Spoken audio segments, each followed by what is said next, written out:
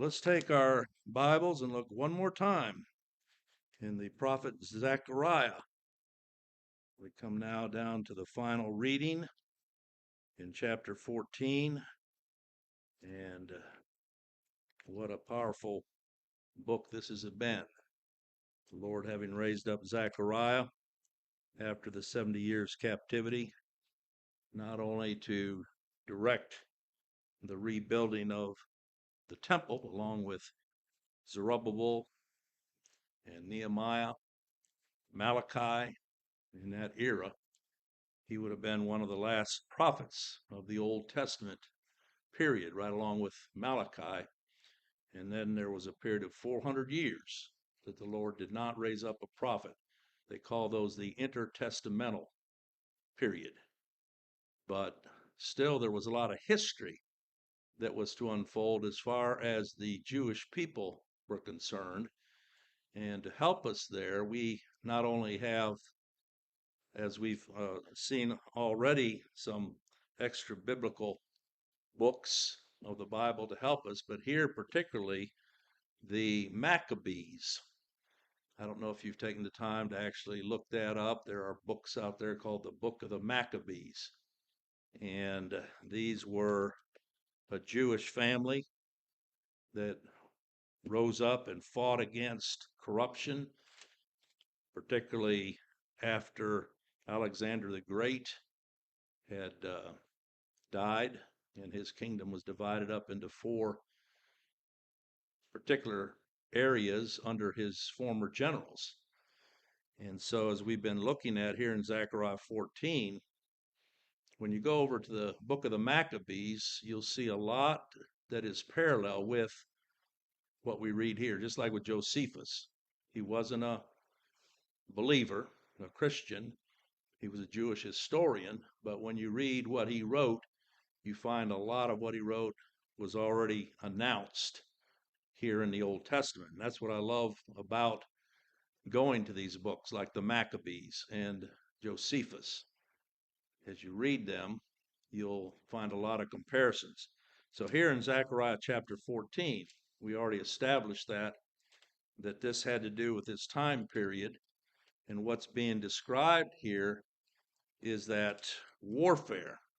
They call this the Jewish wars, where they were battling against a remnant of the Greek Empire. They were battling against the Roman Empire for the preservation of Jerusalem.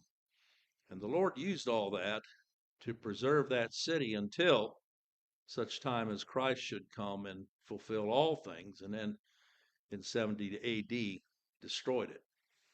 So here let's begin reading in Zechariah 14 and verse 12.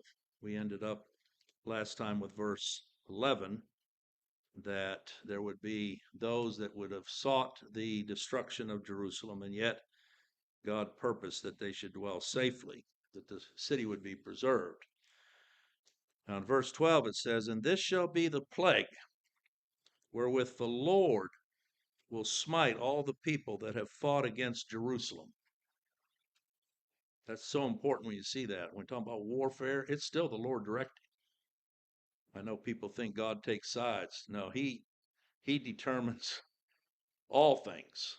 He's not on one side or another. He's just directing according to his purpose. But here it says that their flesh shall consume away while they stand upon their feet, and their eyes shall consume away in their holes, and their tongue shall consume away in their mouth. I've heard some wild interpretations that this has to do with some future nuclear war that the Lord's going to bring against the enemies of Jerusalem in some future era. That's not what this is talking about. We're in a historic context here.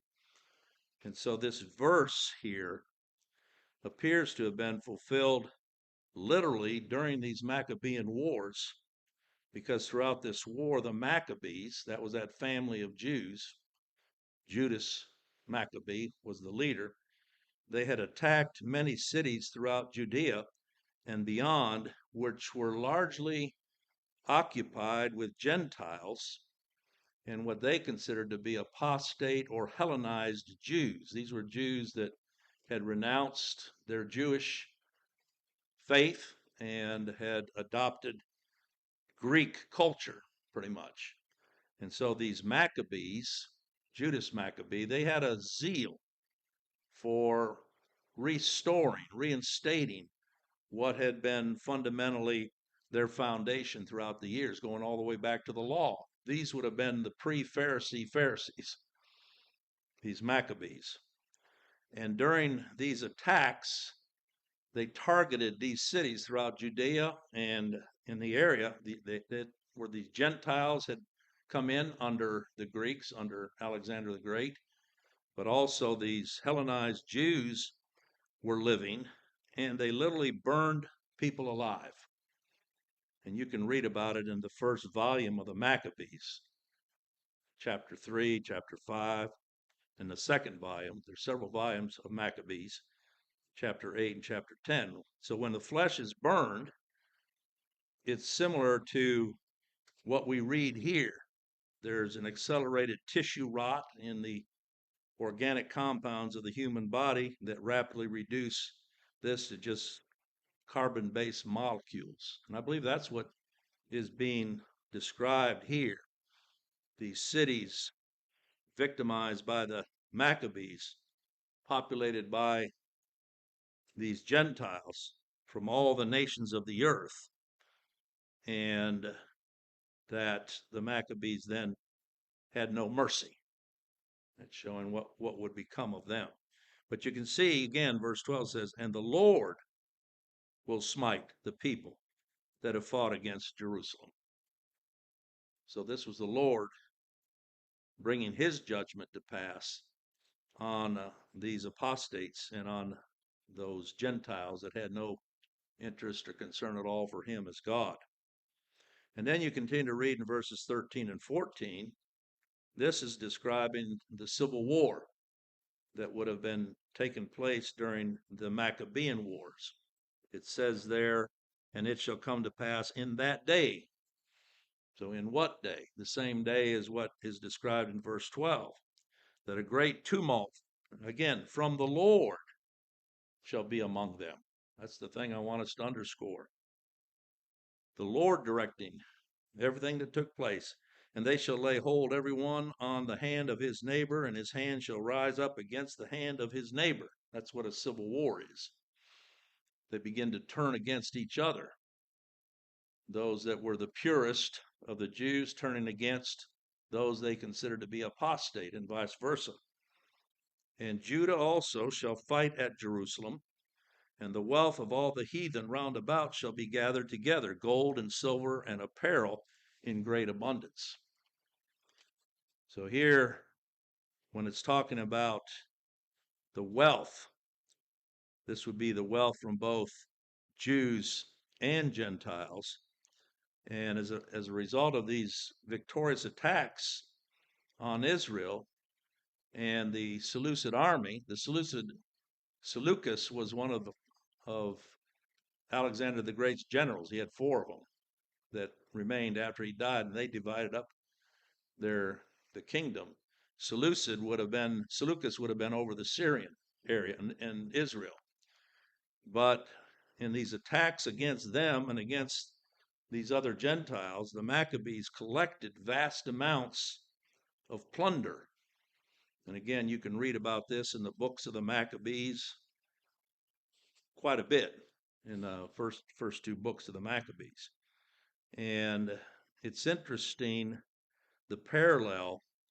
For example, in the first book of Maccabees, chapter 4 and verse 23, it reads, then Judas returned to plunder the camp. Judas would have been Judas Maccabee. He was one of the Maccabees. And they seized much gold and silver and cloth, dyed blue and sea purple, and great riches. So in Maccabees, in the first book of Maccabees, you can appreciate the exact fulfillment of verse 14, because that's what the Lord said would happen. Remember, this is all before it took place. That's why some people say, well, Zechariah was so precise, this must have been written after Zechariah. No, this was the Lord in his word prophesying exactly what would take place. and the plunder, the vast amounts of wealth from both Jews, the apostate Jews, and the Gentiles, they would use for their purposes. And then in verses 15 to 19, we read here where the survivors from these various wars, and here again we have some help in the second book of Maccabees, that the Seleucid army that attacked the Jews during the Maccabean Wars was composed of all the nations.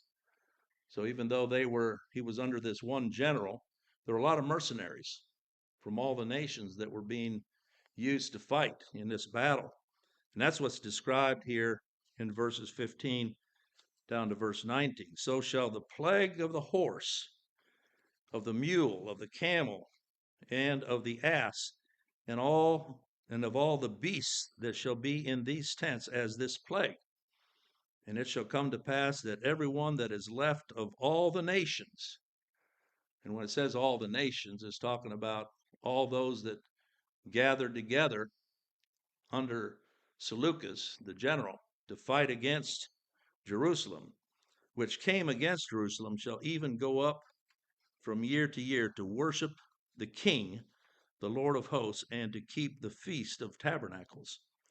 And it shall be that whoso will not come up of all the families of the earth unto Jerusalem to worship the King. When it's talking about all the families of the earth, it's talking about of that then earth, where they had been scattered at that point. But through this warfare, Jerusalem would then again become a city of peace, as the Lord determined.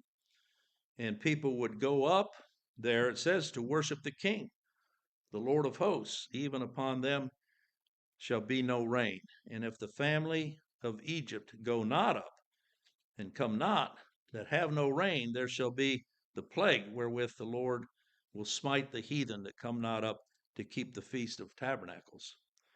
This shall be the punishment of Egypt, and the punishment of all nations that come not up to keep the feast of tabernacles. So here it's talking about the survivors of this warfare that had attacked Jerusalem, that in the end they would be converted back to the cause that the Maccabees were seeking to establish, and that was to build Jerusalem back again. You remember Antiochus Epiphanes, he was one of the leaders during that time that went in and actually spilled pig's blood in the temple, and that was the factor that caused the Maccabees to go to war, because of the profaning of the temple in that time.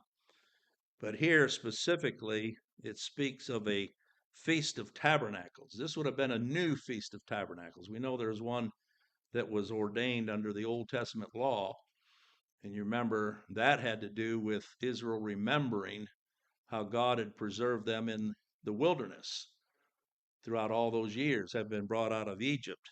And it's interesting here in verse 19, it says, this shall be the punishment of Egypt, and the punishment of all nations that come not up to keep the Feast of Tabernacles. This was a newly established time of year, which occurred. Remember last time we saw the rededication of the temple. That's called in the book of the Maccabees the Feast of Tabernacles, exactly like it's written right here, where they, during this time, would actually go out and build their booths, just like their forefathers did in the wilderness. Here they did, because it was a reminder how God had preserved them during this particular era, from their captivity, being taken up into Babylon and brought back. All of this, the Lord was preserving them. But this Feast of Tabernacles also corresponded with, as we saw last time, what they call the Hanukkah. This holiday is better known today as Hanukkah. I suppose if you went down here to the Mount Zion synagogue that's in our town here and asked them, do you celebrate the Feast of Tabernacles? They would go, well, no, because that would mean they'd have to go out in their yards and put up little booths and things. But ask them, do you celebrate Hanukkah? Oh, yeah, Hanukkah. Well, that celebration of Hanukkah, where they kept the 8 days of the relighting of the menorah in the temple during this time, and it was also called the Feast of Tabernacles, remembering that not long before they had actually celebrated the Feast of Tabernacles according to the law. But it was a remembrance of how God had preserved them through the wilderness. So that's what they ordained, and that's what's described here, and the Lord purposed it. And that Feast of Hanukkah continues even today. They continue to remember that time where the oil didn't run out, and during 8 days they were able to keep the menorah lit. And Second Maccabees, the second volume of Maccabees, chapter 10 and verse 8, corresponds with what we're reading here, where they decreed that the Jews should celebrate this new Feast of Tabernacles from then on. And that's what echoes Zechariah 14, 18, and 19. We don't really need the Maccabees to prove that this took place, but it's interesting when you do a comparison because the Bible is set in an historic context. Remember, history is God's history. And people would do well to understand the history of the Bible, the real history from creation all the way through, because it's God who is directing it all. And for that reason, this is called the Feast of Tabernacles. In verse 17, when it says, "It shall be that whoso will not come up of all the families of the earth unto Jerusalem to worship the King and the Lord of hosts, even upon them shall be no rain." This goes back to what the Lord had told Moses in Deuteronomy chapter 28, that if any did not go up to Jerusalem at the times prescribed, that God would withhold the rain. And so this is not anything new. We know that occurred even during Elijah's days. There's different periods of time when God withheld the rain. Any that disregarded the worship of God as it was set forth here in the Old Testament. And so verses 20 and 21 to wrap up the chapter. Again, in that day or on that day, during this particular time, shall there be upon the bells of the horses holiness unto the Lord. And the pots in the Lord's house shall be like the bowls before the altar. Remember, everything about that temple, beginning with the tabernacle, but then the temple, pertained to the holiness of the Lord. So here the Lord was using this time to reestablish that temple worship with the sacrifices properly given, with the priesthood bringing the sacrifices as they should. You say, well, why would God reestablish the worship of the temple at this time? Well, because it was to continue until Christ came. This is the temple here that would be in place 300 some years later when Christ would appear. The glory of God would appear in that temple, that is, in the person of Christ. And so on that day, it says here, upon the bells of the horses, holiness unto the Lord. I like the way our translators put it, all caps, because everything about that temple had to do with God's holiness, whether people saw it or not. Yea, every pot in Jerusalem and in Judah shall be holiness unto the Lord of hosts, and all they that sacrifice shall come and take of them and seethe therein, and in that day there shall be no more the Canaanite in the house of the Lord of hosts. So the Lord purposed this particular period of time, even though there was no new prophet raised up during these what's called the intertestamental period, yet God was very much at work preserving that city and that temple and causing some to come to Jerusalem to worship and offer up sacrifices, even as is prescribed in the law. Those that were the Lord's did so with a view to Christ. And I believe that as time came forward, when Christ was brought to that temple, remember Simeon? He was one of those that had been hoping in the God of the hope of Israel, Christ. So that when even Christ, a babe in arms, the Spirit brought him there to that temple, and he saw Christ, he took him in his arms and says, "Now mine eyes have seen thy salvation." So that would have been some of these that the Lord preserved through all this warfare, civil war, to preserve that temple. And when it says no longer a Canaanite should be in that temple, that's just the Lord saying that he would cleanse the temple at that time and bring back pure worship. Of course, when Christ came into that temple 300 some years later, it was necessary he cleanse the temple again because of the apostasy that existed. But here again, we see what the scriptures teach about how God will preserve his work and his witness throughout the generations to the glory of his Son. Gracious Father, thank you for the reading. I pray that you would grant us understanding in all things as we study your word, that we would do so seriously and with solemnity, looking to you to be our teacher, and that in all things you continue to point us to your Son, the Lord Jesus Christ. I thank you for the fulfillment of these prophecies. It causes us to see that everything you declare and purpose you bring to pass according to your will. Pray that you continue to bless us as we continue our worship together, and we give you the praise and thanks in Christ's precious name. Amen.